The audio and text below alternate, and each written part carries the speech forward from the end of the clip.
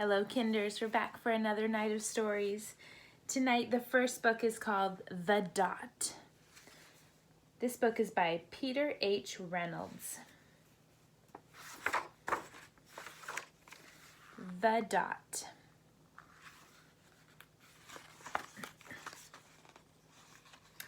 Art class was over, but Vashti sat glued to her chair.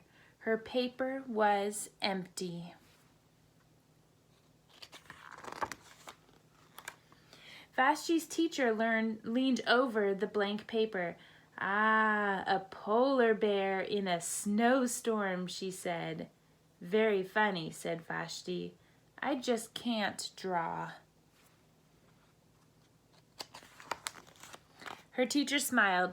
"Just make a mark and see where it takes you." Vashti grabbed a marker and gave the paper a good, strong jab. There.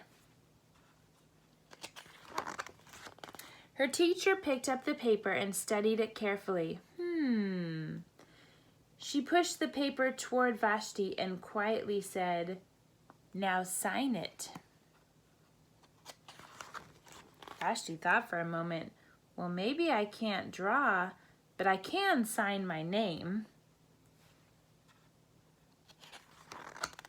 The next week, when Vashti walked into the art class, she was surprised to see what was hanging above her teacher's desk. It was the little dot she had drawn, her dot, all framed in squirrely gold. I can make a better dot than that. She opened her never-before-used set of watercolors and set to work.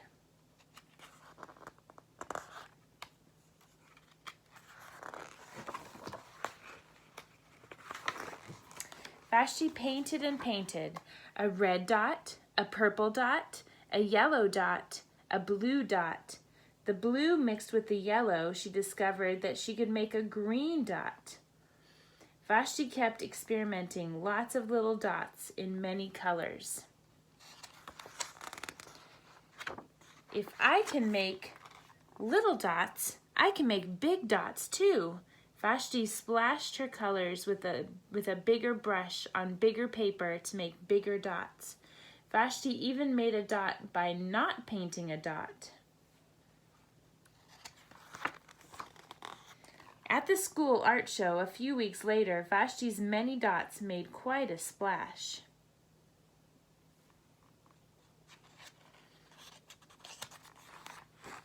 Vashti noticed a little boy gazing up at her. "You're a really great artist. I wish I could draw," he said. "I bet you can," said Vashti. "Me?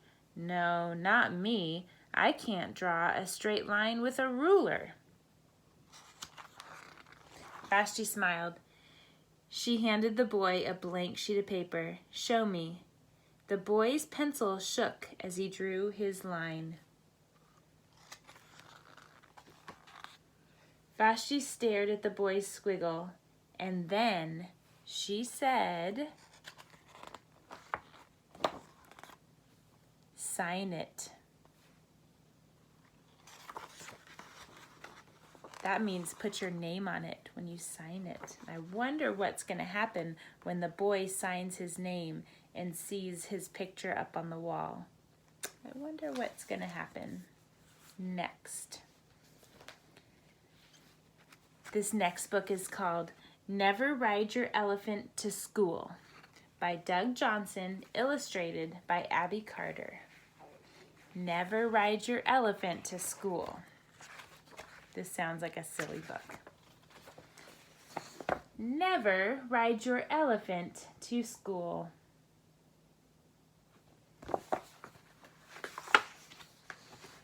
If you do, you will have to tie him to the bicycle rack. After he gets loose, he will ride bicycles, which is hard on the bicycles. When he runs out of bicycles, he will get lonely and try to find you. He will trumpet quite loudly while looking for you. This could scare some of the children, not to mention teachers. After your elephant finds your classroom, he will sit outside and cry. When you ask the teacher if he can come in because he's lonely, the teacher will think you're joking and say, "Of course." To revive your teacher, you will need to have the elephant squirt her with water. Elephants can squirt an awful lot of water. By that time, the school will have started and it'll be too late to take your elephant home. The custodian will have to find a very strong chair and desk for him. This could take until recess. The custodian won't be very happy. Those are just some of the reasons why you should never ride your elephant to school. But if you do, you should know, use caution at recess. Your elephant will want to play soccer. His tusks can cause serious problems. Never be the goalie. He can kick very, very hard. Elephants are good at math and love to give answers. While waiting to be called on, your elephant might get excited and wiggle around in his chair. Elephants can really wiggle. Lunchtime can be terrible. Elephants can eat quite a lot. Never open a bag of peanuts, even across the room from an elephant. An elephant's trunk can stretch a long way. Your elephant will love the lunch break. He'll jump rope, kind of, play hopscotch, and tetherball. Do not let him play tetherball. He could hit the ball too hard.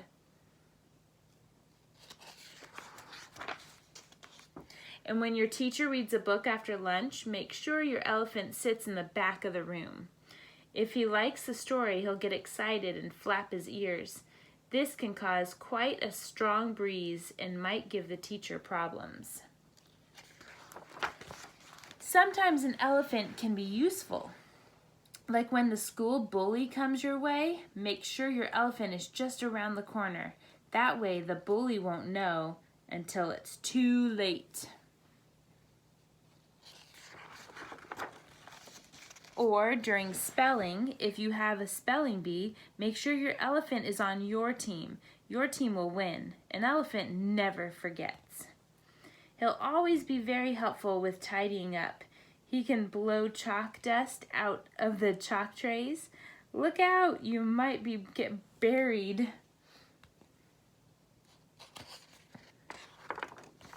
Overall, I'd still say never ride your elephant to school.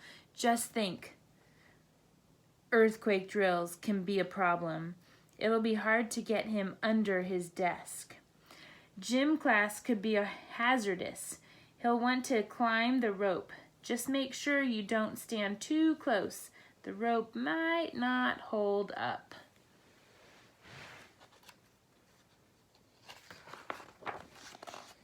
Your elephant will love art class and will be very creative. But be careful, once he gets started, it might be hard for him to stop. But if you think that's messy, wait till the end of the day. You'll have to help him clean around his desks. Elephants can be very untidy. Warn your friends not to get in front of your elephant when school lets out. Elephants tend to rush. Make sure you leave school right away. There will be some very upset students with wobbly bicycles, so never ever ride your elephant to school.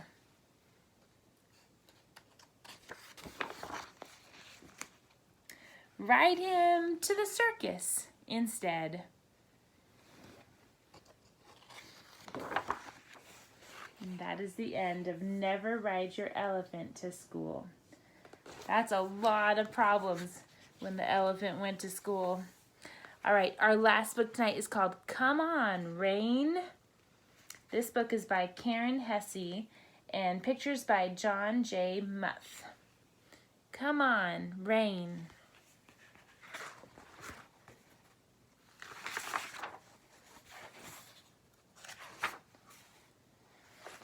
Come on, rain, I say, squinting into the endless heat. Mama lifts a listless vine and sighs. 3 weeks and not a drop, she says, sagging over her parched plants.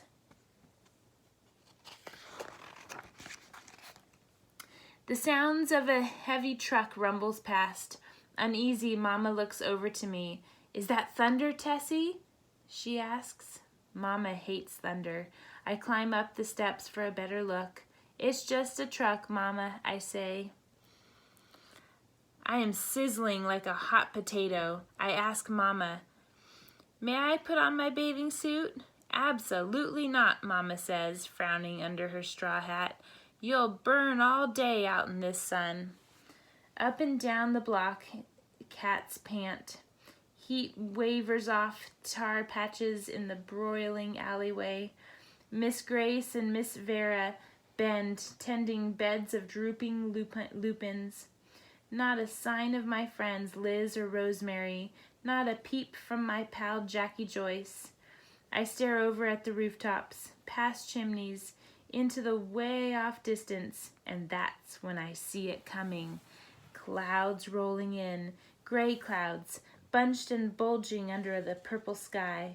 A creeper of hope circles round my bones. Come on, rain, I whisper.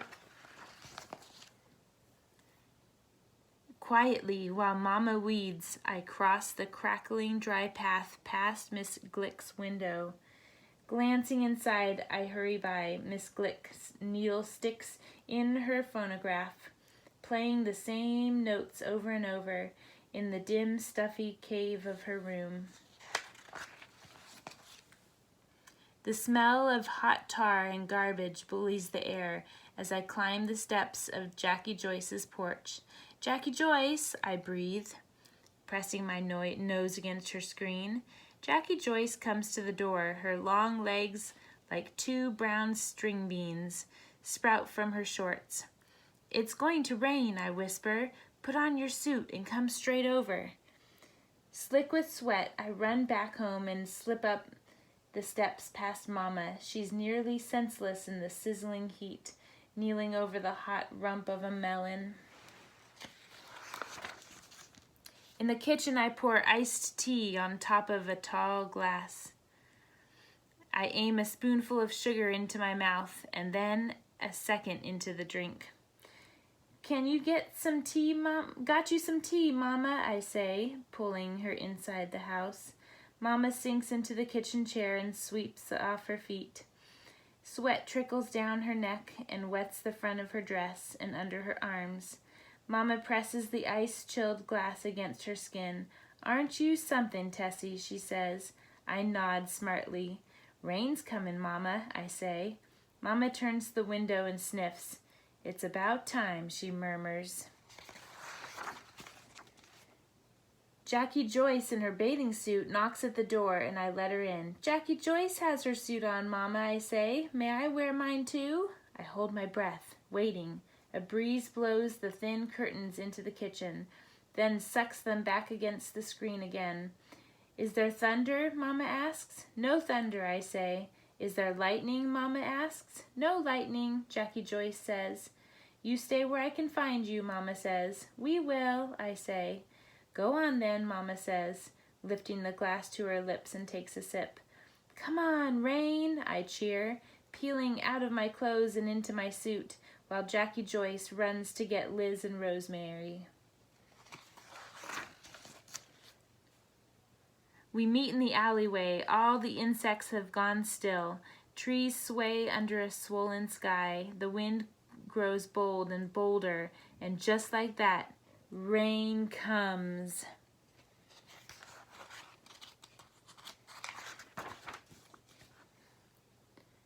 The first drops plop down big, making dust dance all around us.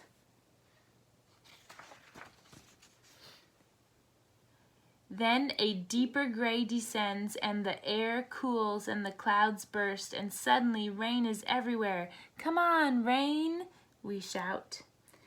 It streams through our hair and down our backs. It freckles our feet, glazes our toes, and we turn in circles, glistening in our rain skin. our mouths wide, we gulp down rain. Jackie Joyce chases Rosemary, who chases Liz, who chases me. Wet, slicking our arms and legs, we splash up the block, squealing and whooping in the steaming rain. We make such a racket, Miss Glick rushes out on her porch. Miss Grace and Miss Vera come next, and then comes Mama. They run from their kitchens and skid to a stop. Leaning over their rails, they turn to each other. A smile spreads from porch to porch, and with a wordless nod, first one, then all,